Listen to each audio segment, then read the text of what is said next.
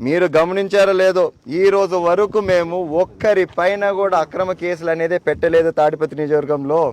పోయినసారి నా పైన, నా భార్య పైన, మా నాయన పైన, అమ్మ పైన లేనోడు లేరు. ఇప్పుడు ప్రతి ఒక్కరి పైన కేసులు ఉన్నాయి. ఇక్కడ ఒక్కరి పైన కేసు లేదా చెప్పండి? ఉన్నాయి.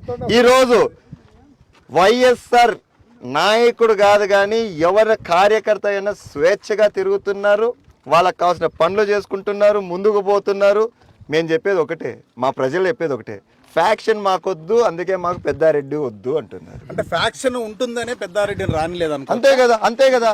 ఇప్పుడు మీకు నేను చెప్పానా, వీళ్ళు ఎవరైనా చెప్పారా? ఆయనకే ఆయన మైక్లో చెప్పినాడు, ఖచ్చితంగా ఫ్యాక్షన్ మొదలు పెడతా, ఏ విధంగా చేసేటోడో ఆ విధంగా అంతకంటే మించి చేస్తా అన్నాడు. ఏ పార్టీ వచ్చినా ఎవడు మాట్లాడతారు? ఈ కాలంలో ఎవరన్నా మాట్లాడే మాటలు అసలుకి ఎవరు ఒప్పుకుంటారు ఫ్యాక్షన్ అంటే? ఫ్యాక్షన్ వద్దు అని చెప్పే చాలా మంది ఊర్లో వదిలిపోయిన వాళ్ళు ఇప్పుడు మళ్ళీ నేను ఫ్యాక్షన్ మొదలు పెడతా అంటే ఎవరు ఒప్పుకుంటారు? అందుకే రానిలేదు అనుకోవచ్చు. మేము కాదు, ప్రజలే రానియట్లేదు, రానిరు. ఎవరికి వాడు, నాకు తెలిసి వాళ్ళ ఇంట్లో వాళ్ళు కూడా ముక్కుకుంటున్నారు, రాకూడదు పెద్దారెడ్డి వచ్చినాడంటే మాత్రం ఏదో ఒకటి మొదలైతే గొడవలు.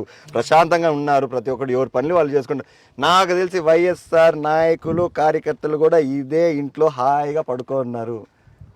టీడీపీ వచ్చినా కూడా మాకు ఎటువంటి కేసులు ఈరోజు వరకు లేవు అని చెప్పి